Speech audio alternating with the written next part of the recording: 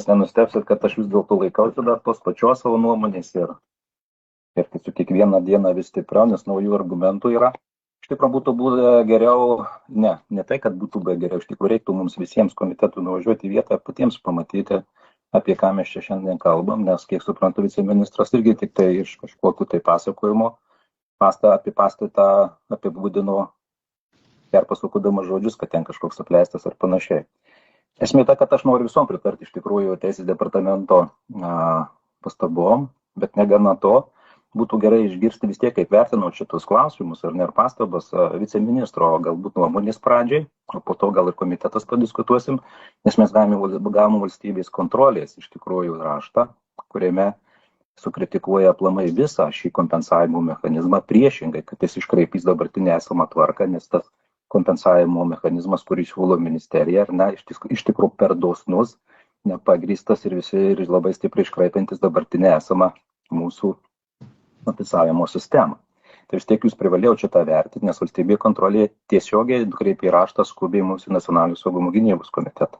Tai čia viena dalis ir antra dalis, jūs turbūt žinot irgi Krašto apsaugos ministerija, kad Lenkija vis dėlto padavimus su skundu į pradžią Jungtinių tautų Europos ekonomikos komisijai ir būtent komisija gegužės 12 dieną nagrinės skundą prieš Lietuvą ir tai, kiek aš suprantu, pasirengimas mus paduoti Lenkai, 3 seniūnijos, Lenkai paduoti Lietuvą Europos teisingumo teismą. Tai jūs irgi šitą turėjot vertinti aplinkybę ir komitetas turbūt turi tai žinot. Aš tikrai mačiau to skundo kopiją, nes aš galvau, bent jau, kad jisai tikrai tikras ir kad būtent iš komisijos paskirta data nagrinėti tą skundą. Tai čia aš manau, kad mums tikrai nei gera ir tik tai dar labiau kompromituoja tą mūsų projektą, į kurį mes labai skubiai ir buldozerius stumėm. Tai šitos dvi pastabos prieš išvadas tikrai būtų gerai išgirsti, ką sako Krašto apsaugos viceministras. Ačiū. Išties, nes nagrinėjom specialų įstatymą susijusį su nacionaliniu saugumu ir aš manau, kad kiekvienas kabliukas, kuris vienaip ar kitaip traukia kažkokį debesį dėl mūsų sprendimo, jis nėra naudingas, jis netgi žalingas. Neturėtų būti nei vieno, ko gero, kabliuko bent jau iš teisinės bazės. Tai dabar išgirdau, kad viceministras net nesusipažinę su valstybės kontrolės raštu. Tai yra svarbu, iš tikrųjų, gal jūs pirmininkė persiuskit Krašto apsaugos ministeriją ir aš prašyčiau galbūt tada daryti pertraukos bent jau šitai daliai, nes iš tikrųjų tai labai argumentuotai išdėlioja ir prašo atsižvelgti ir skubiai, nes tas sprendimas, kada bus ketvirtadienį balsavimo, mes praktiškai iš karto apribojam dalį žmonių teisę valdyti savo nuosavybę. Tai yra labai rimtas toksai, kaip pasakyti, valios išreiškimas iš valstybės. Paprastai valstybė naudoja prieš sukčius korupcionierius, tik tai kada areštuoja arba bent suvaldo teises būtent į privačią nuosavybę, kad vėliau galėtų išieškoti turtą, bet šiuo atveju mes specialų įstatymą taikom prieš piliečius. Tai valstybės kontrolė tai labai stipriai atkreipė ir aš norėčiau, kad būtų šitas vis tiek išnagrinėtas, o kolegom teisininkams Krašto apsaugos ministerijos jūs veikit valstybės vardu, gerbiami teisininkai, taip pat jūs esat pareigūnai ir iš tikrųjų jūs turėtumėt nenumenkit nei vieno žmogaus, ypač mūsų pasienyje esančių irgi piliečių, kurie gali mums užtraukti tam tikrą nemalonumą ir supriešinti. Aš bent pasakysiu, kad Budvico, Stanovico ir Zelgos tai yra bendruomenės, kurios priklauso tom seniūnijom, bent jau tas raštas yra. Ir iš tikrųjų jūs irgi turėtumėte į tai atsižvelgti ir bent susitikti tada su ta komisija, kokią jūs atstovautumėt valstybę ir kiekvienu klausimu. Aš prašau pertraukos ir tikrai nestumkim buldozerių, nes mes tikrai sugadinsim labai reikalingą įstatymų projektą, kurio prašo kariuomenė, tai yra poligonai. Tai pirmininkė, dėl valstybės kontrolės ir šito gal jūs tada imkitės iniciatyvos. Ačiū.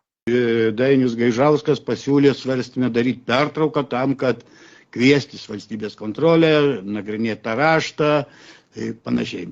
Aš siūlau to nedaryti ir siūlau balsuoti dėl to, kad nedarom klausimės svarstymo pertrauką ir važiuojam, svarstom toliau ir teikiam Seimui plenarinių posėdžių salėje. Tai kadangi pasiūlymas buvo, aš privalau skelbti balsavimą, aš už tai, kad nedaryti pertraukos. Laurynas Kasčiūnas. Pritariu pirmininkė, nedarom pertraukos. Ačiū. Šarūnas Birutis.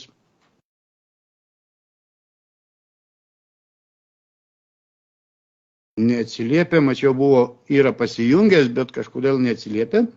Viktorija Čmilytė Nilsen. Taip, aš už. Už, kad daryti pertrauką ar kad nedaryti? Kaip pirmininkė pasakysit taip. Reiškia nedaryti, aš sakiau. Reiškia nedaryti. Ja. Viktorija Čmilytė Nilsen. Prieš pertrauką. Dainius Gaižauskas pasisakė už, aš net neklausiu. Martynas Gedvilas. Už pertrauką. Aidas Gedvilas. Už. Robertas Kaunas. Radvilavičius atstovauja. Prieš pertrauką. Tomas Martinaitis. Prieš. Ačiū. Arvydas Pocius. Prieš. Ačiū. Vytautas Sinica. Prieš pertrauką. Ačiū. Saulius Skvernelis. Aš kaip pirmininkė pasakysit, prieš pertrauką. Ačiū labai. Koks pasitikėjimas. Ingrida Šimonytė. Ačiū pirmininkė, mes čia tų patį kiekvieną kartą, nereikia jokios pertraukos. Gražiai. Ačiū labai jums. Paulius Visockas. Tai iš 14 pilno sudėties mūsų komiteto narių už pertrauką pasisakė 3, likusieji yra prieš. Pertraukos nedarom. Pirmininkė, gal jūs žinosit, nes aš esu paprašęs mūsų koalicinės tarybos susirinkimo dėl Kapčiamiesčio. Ar jūs ką nors žinojot ar ne? Ar mes darysim jį, ar tikrai net nelaukti? Aš nesu informuotas nei jokių būdų apie koalicinės tarybos kokius nors sutarimus. Tiesiog vedu komiteto posėdį taip, kaip numatyta pagal Seimo statutą.